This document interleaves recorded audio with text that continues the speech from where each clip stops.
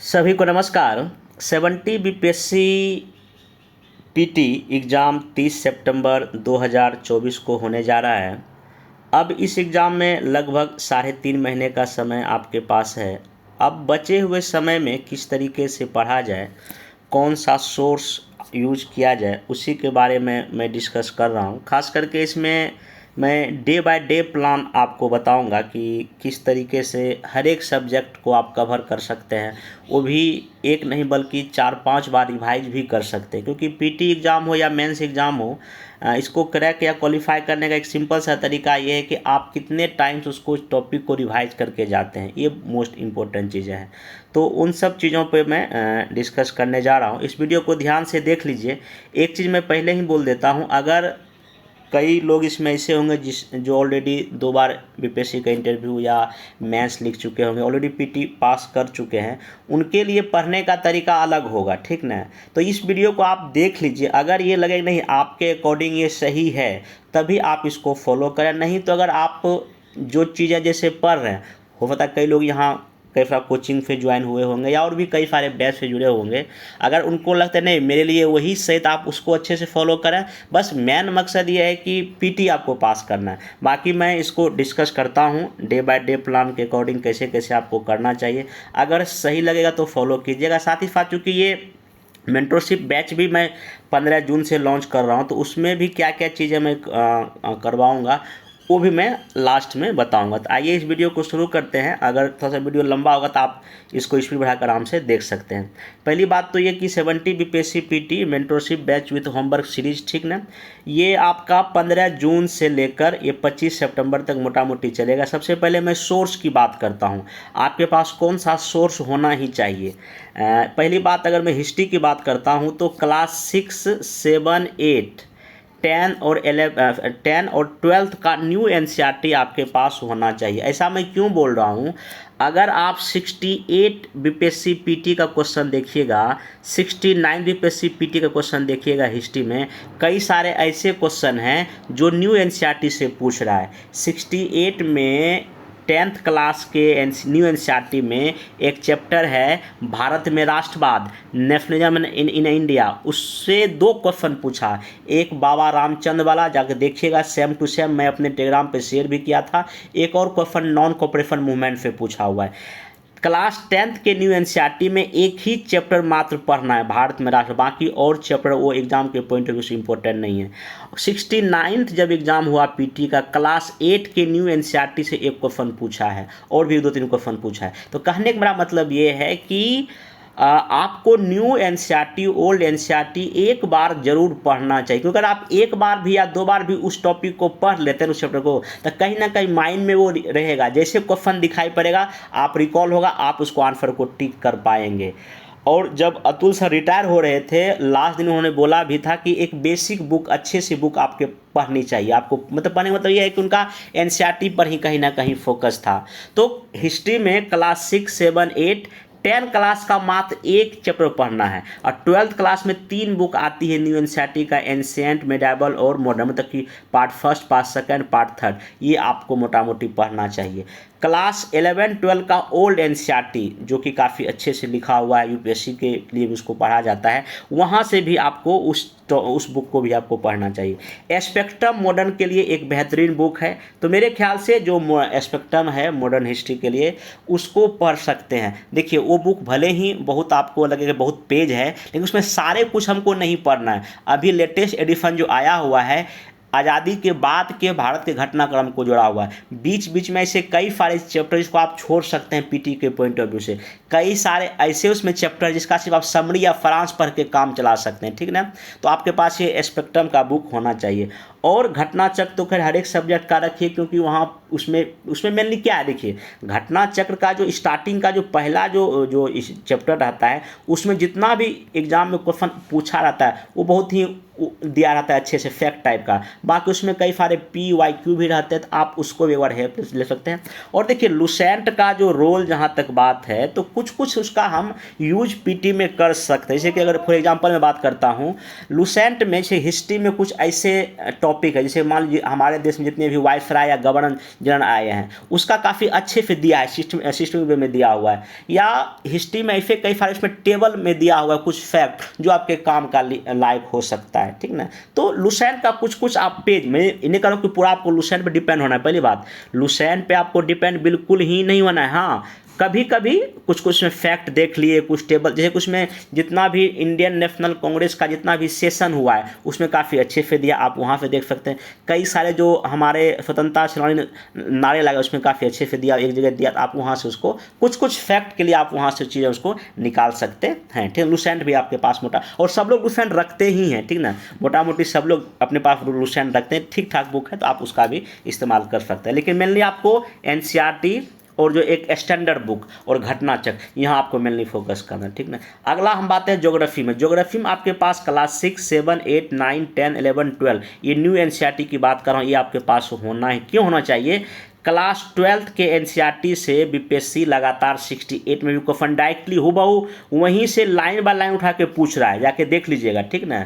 जो climate zone से question जो पूछता है कोपेन का जो वर्गीकरण, वो पूरा का पूरा क्लास 11th के एनसीईआरटी में मैप में दिया हुआ है, तो क्यों नहीं हम उसी सोर्स को पढ़ के जाए। देखिए, अगर आप किसी और पब्लिकेशन का एनसीईआरटी बेस्ड बुक पढ़ते हैं तो हमने बोला वो बुक खराब है, लेकिन मेरे ख्याल से आपको एक्चुअल सोर्स ही पढ़ना चाहिए जहां से आप डायरेक्ट क्वेश्चन को हिट कर पाएंगे, ठीक ना। उसके बाद महेश कुमार बनवाल सर की जो भूगोल एक समग्र अध्ययन है वो काफ़ी अच्छी बुक है, आप वो भी पढ़ना चाहिए। एटलस जरूर रखिए, मतलब कि आपके एटलस होना चाहिए, और घटनाचक तो इसका आप रखें ही रखें। तो ज्योग्राफी में अभी क्लास 6 का जो ज्योग्राफी है बहुत पतली सी है, अगर आप उसको चाहेंगे तो आराम से 3-4 घंटे में पढ़ सकते हैं, अगर आपका ठीक ठाक हैबिट है तो। क्लास 7 पतली सी, 8 में पतली सी है। हाँ, 9th में चूँकि इंडियन ज्योग्राफी उसमें भी लगभग वही 5-6 चैप्टर है, आप उसको आराम से इजीली पढ़ सकते हैं, ठीक है। तो आप क्लास 6 से लेकर 12 तक न्यू एनसीईआरटी, हाँ 12th क्लास का जो न्यू एनसीईआरटी है उसमें आप अगर नहीं भी पढ़ेंगे तो चल सकता है, लेकिन खासकर एक जो बुक उसमें है भारत की अर्थव्यवस्था इसी करके भूगोल का जो है वो आप उसका पढ़िएगा। जो एक बुक है उसमें ह्यूमन ज्योग्राफी, आप उसको नहीं भी पढ़ेंगे तो चलेगा, लेकिन इसमें 12th का एक बुक आप पढ़ सकते हैं। साइंस की जहाँ तक बात है तो बीपीएससी अगर लास्ट ईयर का क्वेश्चन देखेंगे तो एनसीईआरटी से क्वेश्चन उठा रहा है, तो मेरा सलाह ये रहेगा क्लास 6 से 7 से 8 से 9, 10 ये आपको 5 क्लास का एनसीईआरटी बुक पढ़ना चाहिए एक बेसिक कॉन्सेप्ट के लिए। और लुसेंट जनरल साइंस जो आती है वो आप रखेंगे। देखिए, लुसेंट 2 तरह का बुक आता है, एक तो इसमें लिखा रहता है जनरल नॉलेज, वो तो उसमें ऑल सब्जेक्ट होता है। एक आता है लुसेंट का जनरल साइंस जिसमें आपका बायोलॉजी, फिजिक्स, केमिस्ट्री और साइंस टेक रहता है। ये मैं स्पेशलिस्ट इसकी बात कर रहा हूँ, यहाँ से आप इसको अच्छे से पढ़ेंगे। और घटनाचक तो आप इसको रखेंगे ही रखेंगे। बाकी पॉलिटी के लिए बस मेरे ख्याल से इसमें एनसीईआरटी अगर नहीं भी पढ़ेंगे तो कोई दिक्कत नहीं है। ऑलरेडी एनसीईआरटी का वीडियो मेरा यूट्यूब पे बना हुआ है। जब 69 का एग्ज़ाम हुआ था तो हर एक सब्जेक्ट का, चाहे हिस्ट्री हो, ज्योग्राफी हो, पॉलिटी हो, एनसीईआरटी इकोनॉमिक्स हो या साइंस हो, सबका एनसीईआरटी बेस्ड वीडियो ऑलरेडी बना हुआ है। मैं लिंक नीचे कमेंट बॉक्स में डाल दूंगा, आप उसको वहां से देख लीजिएगा। बाकी लेकिन पॉलिटी के लिए लक्ष्मीकांत ही सही बुक है। और देखिए, पीटी के पॉइंट ऑफ व्यू से लक्ष्मीकांत सर की सारे चैप्टर नहीं पढ़ना है, वहाँ से आप उसको सेलेक्ट करके पढ़ सकते हैं। जैसे जो मेंस का टॉपिक उसको क्यों पढ़ना है, जो पीटी से फंडामेंटल राइट है, डीपीएसपी है, पार्लियामेंट है, राष्ट्रपति, राज्यपाल, पीएम, सीएम जो भी है उसके सारे चीज़ पढ़ लेंगे, ठीक ना। तो ये सारे यहाँ से नहीं पढ़ना, हाँ सेलेक्ट करके आपको इसमें पढ़ना पड़ेगा। लुसेंट आप इसमें पॉलिटी के लिए जैसे कि जितना भी कुछ कुछ रिवीजन के पर्पज से रख सकते हैं, उसमें ठीक ठाक है। तो ये भी अगर नहीं भी लुसेंट पढ़ेंगे तो कोई दिक्कत नहीं, हाँ लक्ष्मीकांत आपको पढ़ना ही पड़ेगा। घटनाचक्र आपके पास होना चाहिए, ठीक ना। इकोनॉमिक्स की जहाँ तक बात है, देखिए इकोनॉमिक्स में एनसीईआरटी की अगर बात हम करेंगे तो एनसीईआरटी बहुत अच्छे कॉन्सेप्ट के साथ नहीं है, ठीक ना।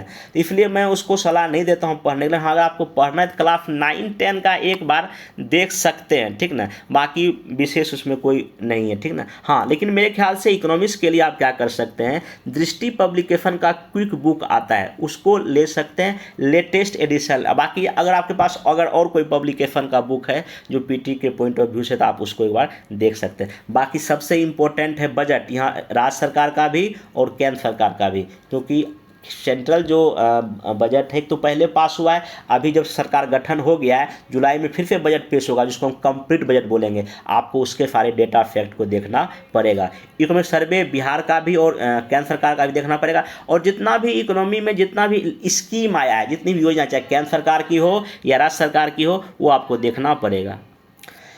अब आते हैं बिहार स्पेशल की बात करेंगे। देखिए बिहार स्पेशल में ऑलरेडी मेरे YouTube पर बहुत सारा आपको लेक्चर मिलेगा, जो लास्ट 68 में भी मैं 69 में लिया हूँ, आप वहाँ भी जाके देख सकते हैं। अगर बुक पढ़ना है तो KBC नैनो ठीक ठाक बुक है, जो मोटी सी है जिसमें कि ब्लैक और ब्लू कलर में लिखा, वो ले सकते हैं, या क्राउन पब्लिकेशन का लीजिए, ठीक ठाक बुक है।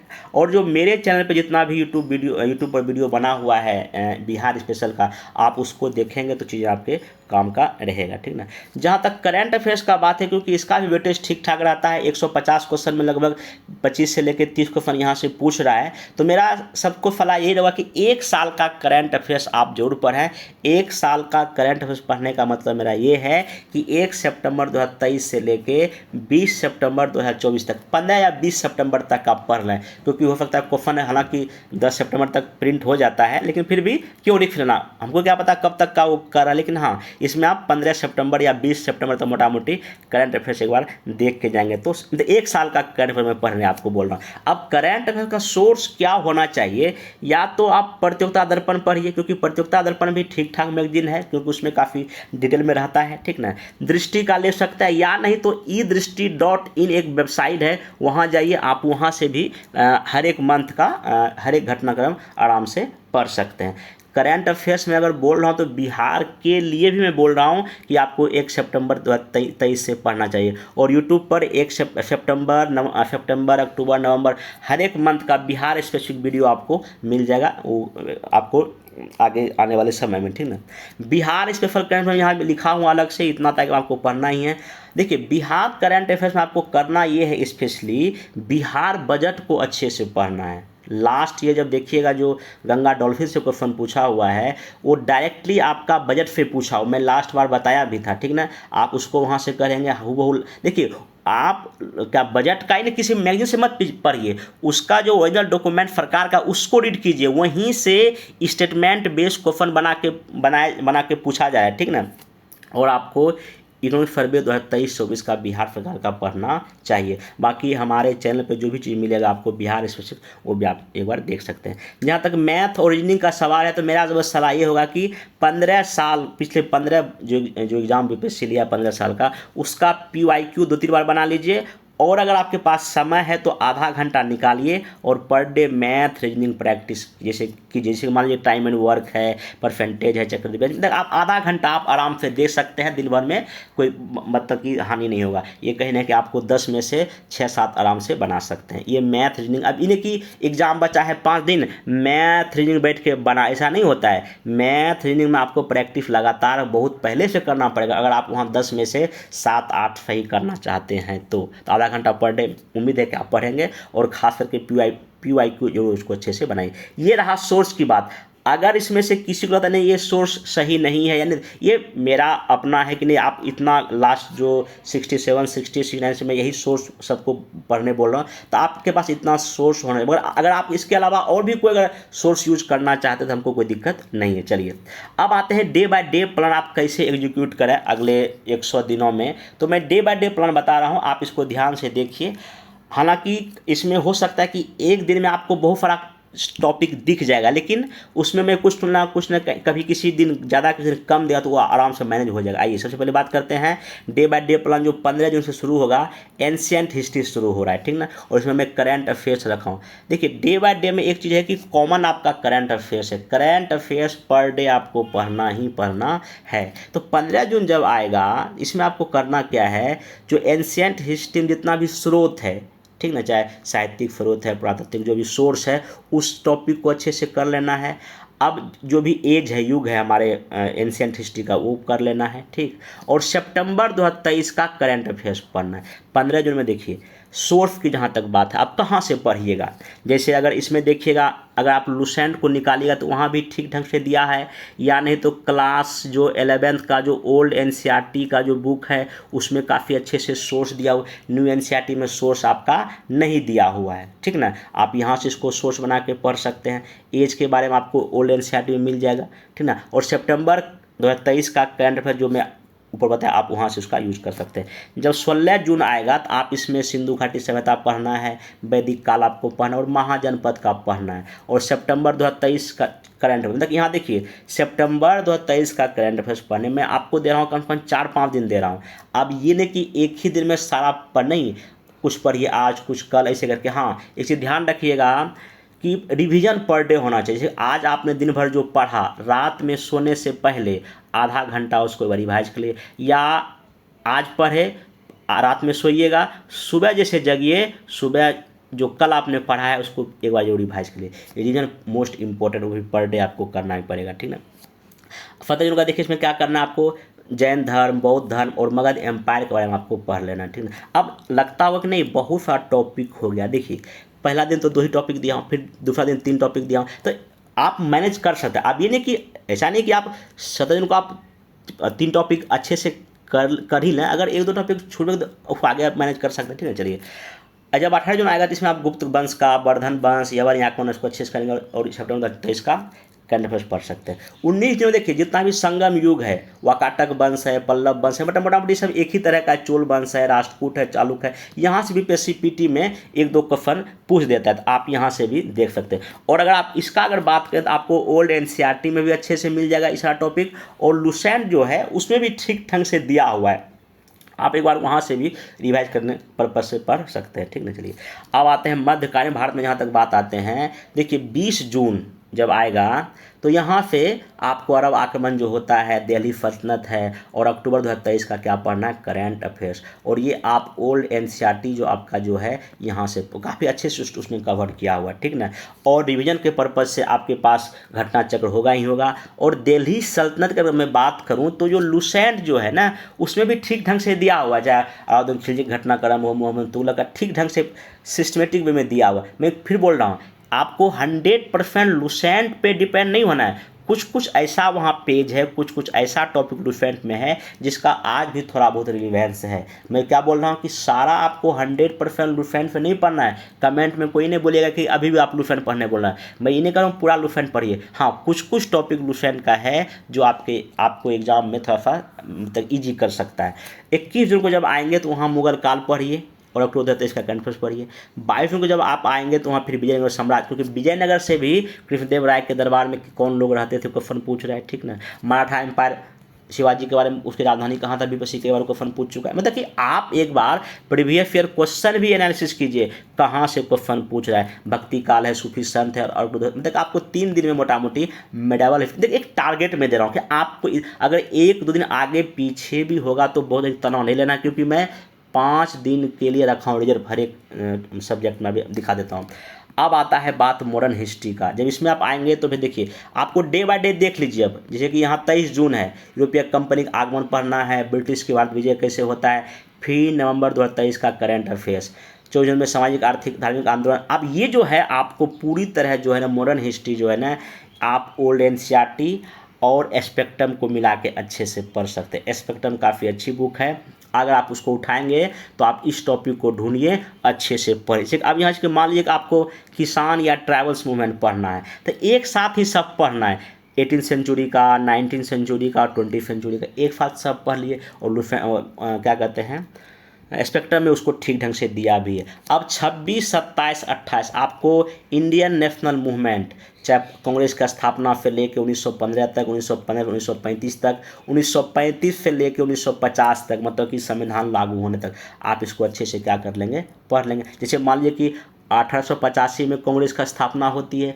कांग्रेस की स्थापना कहाँ, कितने लोग, क्या ऑब्जेक्टिव था, उदारवादी फेज, एक्सट्रीमिस्ट फेज, बंगाल विभाजन, बीच में जो भी फोर्थ विभाजन, जो भी घटनाक्रम है उसको आप एकदम काफ़ी बारीकी से पढ़ना पड़ेगा, ठीक ना। चलिए तो ये 28 तक ये कर लेंगे तो ये आपका यहाँ पे मॉडर्न हिस्ट्री मोटा मोटी खत्म हो जाएगा। चलिए अब आते हैं साइंस में। साइंस में जहाँ तक पहला फिजिक्स की बात है, 23 जून को आप क्या करेंगे, जैसे कि मात्रक से क्वेश्चन पूछता है, इसका मात्रक क्या है, मोशन है, फोर्स है, वर्क है, एनर्जी है, और दिसंबर 2024-23 का करंट अफेयर्स है। फिर 30 जून को आप देखिए टॉपिक दिया हुआ है, 1 जुलाई को टॉपिक आपको यहाँ मतलब आपको मोटा मोटी 3 दिन में फिजिक्स, ये फर्स्ट राउंड चल रहा है ना, ध्यान रखिएगा। केमिस्ट्री में देखिए फिर दे दिया है 2 जुलाई 3 जुलाई को आपको पढ़ना, ये सब टॉपिक यहाँ दिया हुआ। कोशिश करें इतना पढ़ने का, अगर 1-2 टॉपिक नहीं भी होता है तो बहुत अधिक परेशान, मैं जानता हूँ कि थोड़ा टॉपिक ज़्यादा है लेकिन आपको करना तो पड़ेगा ही, ठीक ना। बाकी बायोलॉजी में आइए 3 दिन यहाँ भी दिया गया, पहला दिन सेल पढ़िए, टिश्यू पढ़िए, प्लांट किंगडम पढ़िए, फिर जनवरी 2024 का करंट अफेयर्स पढ़िए, ह्यूमन ऑर्गन जितने भी सिस्टम उसको पढ़िए, रोग है, पोषक तत्व को अच्छे से पढ़िए। अब आते हैं ज्योग्राफी में। ज्योग्राफी में देखिए आपको सबसे पहले आप पढ़ना है फिजिकल ज्योग्राफी, ब्रह्मांड, सोलर सिस्टम, अर्थ, उसका संरचना, और फरवरी 2024 का करंट अफेयर्स।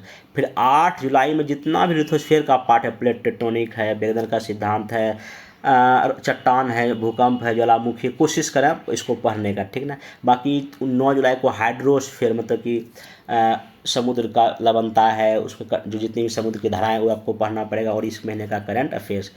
10 जुलाई को आप आइए वायुमंडल की संरचना, उसका लेयर जो भी है इसको कर लीजिए, और 11 जुलाई को आप आइए जितना भी क्षेत्रीय भूगोल जो कि महाद्वीप, एशिया महाद्वीप, यूरोप महाद्वीप, आप इसको मतलब कि आपके पास 5 दिन दिया गया है फिजिकल ज्योग्राफी और ओरिजिनल ज्योग्राफी को करने के लिए। इंडियन ज्योग्राफी के लिए मैं 3 दिन दे रहा हूँ फर्स्ट राउंड में। 12 जुलाई को आप जो भी फिजिकल रीजन है, चाहे वो हिमालय पर्वत हो, नॉर्थ प्लेन हो, या जो भी है, फिर उसकी क्या संरचना है, क्या नदियाँ हैं, और जनवरी मार्च 2024 का करंट अफेयर्स पढ़ना है। 13 जुलाई को आप आइए जलवायु के बारे में पढ़िए, जंगल के बारे में पढ़िए, मिट्टी के बारे में पढ़िए, खनिज के बारे में पढ़िए, और मार्च 2024 का करंट अफेयर्स। 23 जुलाई क्या करेंगे, agriculture geographic point of view से, नदी घाटी परियोजना कहाँ कहाँ, इंडस्ट्री कहाँ कहाँ है, ट्राइबल्स मूवमेंट कहाँ, यहाँ को सीपीटी में पूछ रहा है, और ट्रांसपोर्ट का क्या है इसके बारे में पढ़ लीजिए।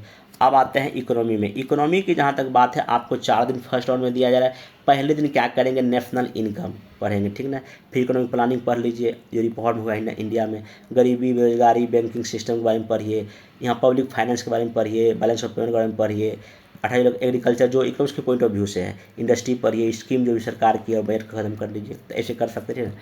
अगर बैच में अगर आप ज्वाइन करेंगे तो इसमें ये होगा कि आपको जो पर डे जो टॉपिक दिया है उसका मैं पहले ही शॉर्ट में एक लेक्चर ले लूँगा, बाकी मैं उसमें बता दूंगा कौन सा से कहाँ सोर्स से आपको पढ़ना है, वो मैं आपको हेल्प कर दूंगा। चलिए, पॉलिटी की जहाँ तक बात है तो इसमें लक्ष्मीकांत सर की बुक पढ़ना है। यहाँ टॉपिक आपको दिख रहा होगा, जिस दिन जो डेट लिखा हुआ है आप उसको आराम से कवर। हाँ, ध्यान रखिए इसमें जैसे कि संसद है तो साथ ही साथ संसद के साथ साथ जो राज्य का जो स्टेट उसको पढ़ लिए, पीएम के साथ सीएम पढ़ लिए, राष्ट्रपति के साथ राज्यपाल पढ़ लिए, इससे आपका कन्फ्यूजन नहीं होगा। बाकी ये सब टॉपिक आप देख सकते हैं। यहाँ देखिए मई 2024 का आपको करंट अफेयर्स भी 3-4 दिन में पढ़ना है। बिहार स्पेशल के लिए आपको 3 दिन दे रहा हूँ, जिसमें कि पहला दिन आप हिस्ट्री पढ़ें अच्छे से, फिर ज्योग्राफी पढ़ लें, आर्ट एंड कल्चर पढ़ लें, पॉलिटी के कुछ कॉन्सेप्ट पढ़ लें, इकोनॉमिक्स भी कुछ देख लीजिए, इसमें आपका आराम से हो जाएगा।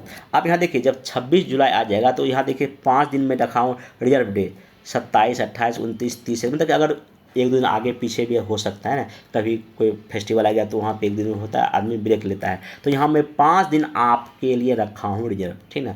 अब जब 31 जुलाई हो जाएगा तो आपका ये फर्स्ट अच्छे से आपने एक बार पढ़ लिया है, ठीक ना। अब आते हैं रिवीजन का टाइम। फर्स्ट टाइम रिवीजन देखिए 1 अगस्त से लेके 5 अगस्त तक में आपको हिस्ट्री, साइंस और जुलाई 2024 का करंट अफेयर्स पढ़ लेना है।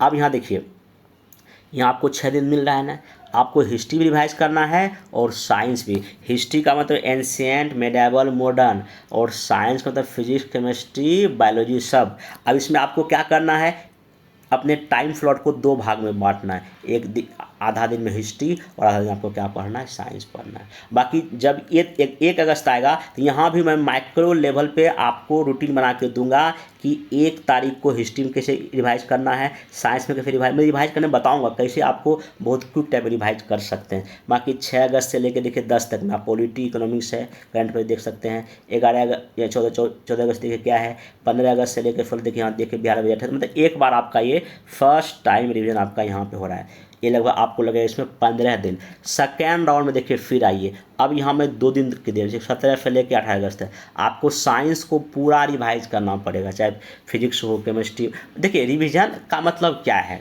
जैसे मान लीजिए आपको अच्छे से पता है कि फोर्स का जो है ना जो यूनिट क्या होता है आपको अच्छे से पता है, वेलोसिटी क्या होता है पता है, एक्सेलरेशन क्या है तो आपको पता है, लाइट के बारे में बहुत आपको कॉन्सेप्ट पता है, तो उसको क्यों रिवाइज करना। जो ऑलरेडी आपको याद रहता है, जिसको आप देखते ही आंसर टिक कर देते हैं, क्यों रिवाइज करना। अब भारत के प्रथम राष्ट्रपति कौन है, ये अगर बार बार अगर कोई रिवाइज कर रहा है तो इसमें रिवाइज करना क्या चीज़ है। हाँ, रिवाइज का मतलब ये होता है कि उस पोर्शन को देखना जहां आप भूल जाते, जो आपको याद नहीं रहता है, ठीक ना। चलिए, तो ये चीज़ है। बाकी यहाँ देखिए, आपको सब में मैं 2-2 दिन का दिया हूँ, जी यहाँ पॉलिटी ही है यहाँ तो करेंट अफेयर्स में पर डे रखा हूँ कॉमन, मतलब करंट अफेयर आप इतने टाइम रिवाइज कर लेंगे, अगर आपके से पढ़ा हुआ आएगा आपसे क्वेश्चन छूटेगा नहीं। अब यहाँ देखिए 30 अगस्त और 31 अगस्त को मैं क्या किया हूँ, आपको दिया हूँ फैक्ट याद करने के लिए। जैसे कि मान लीजिए कि हिस्ट्री में कई सारे फैक्ट हैं, चाहे अशोक के कार्यकाल का है या गुप्त काल का है या मध्यकालीन में है, या जैसे कि मॉडर्न हिस्ट्री में कई सारे टाइम टेबल है जो याद नहीं रहता है, आप फैक्ट को याद करें, ठीक ना। चलिए, अब आइए थर्ड राउंड डिवीजन में। यहाँ पे देखिए मैं 2 दिन का गैप दिया हूँ। बिहार इस पर कीजिए अच्छे से, बिहार का करंट अफेयर्स कर लीजिए।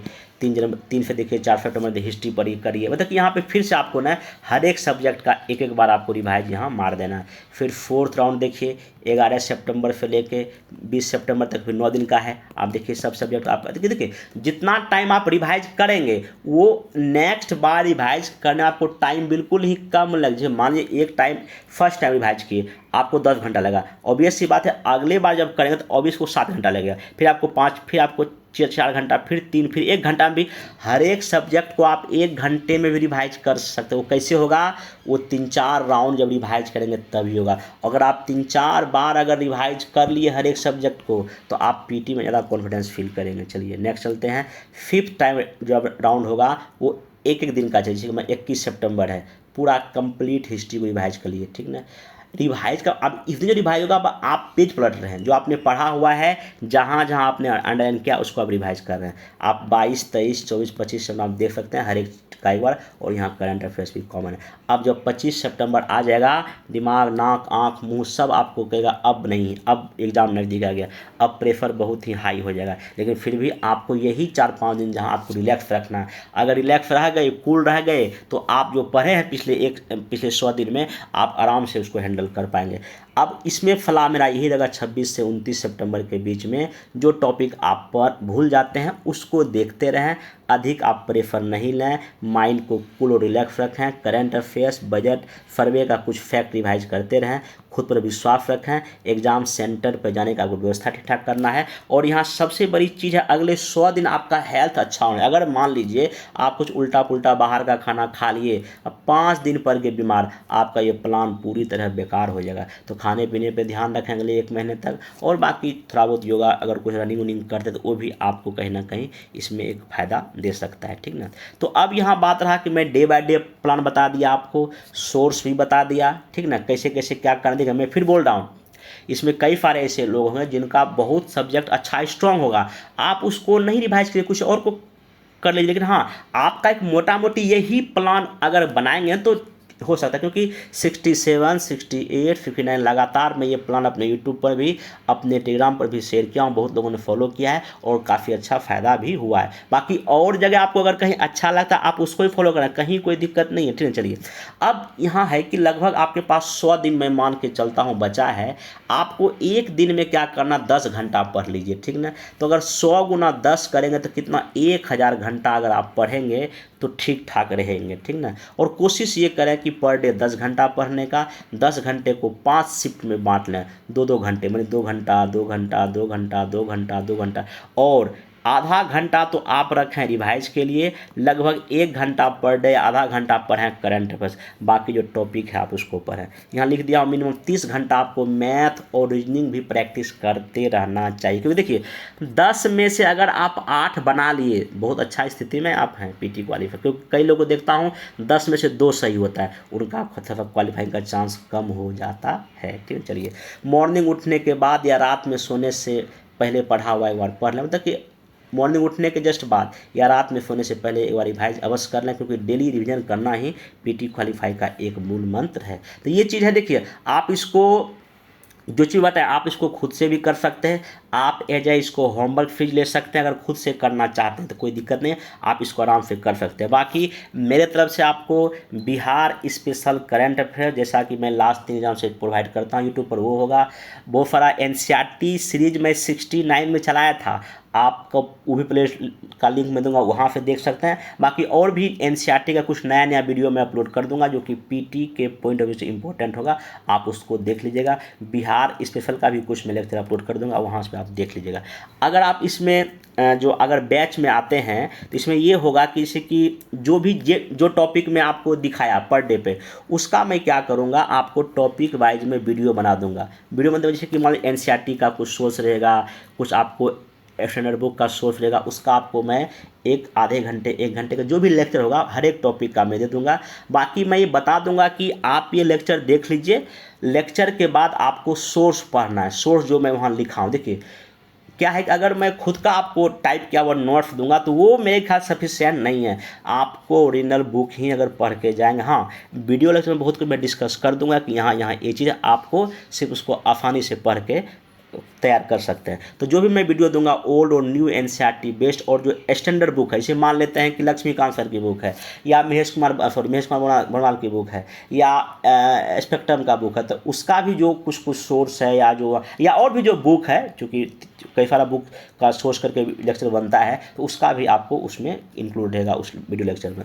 बाकी एक चीज़ होगा कि टॉपिक वाइज आपको MCQ 10 MCQ, या मान लीजिए कि आपका मगध एम्पायर है, अब मगध एम्पायर आपने पढ़ लिया, ठीक ना, तो इसमें जितना भी क्वेश्चन MCQ मोटा मोटी 10 या 15 है, वो आपको पर डे शाम में 6-7 बजे दे दूंगा PDF में। आप उसको बना के उसी में आंसर रहेगा, आप एक बार मिला लीजिए। आप आखिर तो दिन भर आपने पढ़ा तो उसमें क्या आपने सीखा, कहाँ आप गलती करें, क्योंकि MCQ आपको प्रैक्टिस करना पड़ेगा, और मैं ऐसा लगभग 500 MCQ आपको जो है ना प्रैक्टिस करवा दूंगा, ठीक ना। चलिए, और बिहार स्पेशल आपको स्पेशल तो करंट अफेयर रहेगा। अगर बैच में ज्वाइन करेंगे तो 1000 रुपया मोटा मोटी फीस रहेगा। ये नंबर है, कॉल कर लीजिएगा, आपको यहाँ सब कुछ जानकारी बता दी जाएगी, ठीक है। चलिए, तो ये रहेगा आपका, ठीक ना।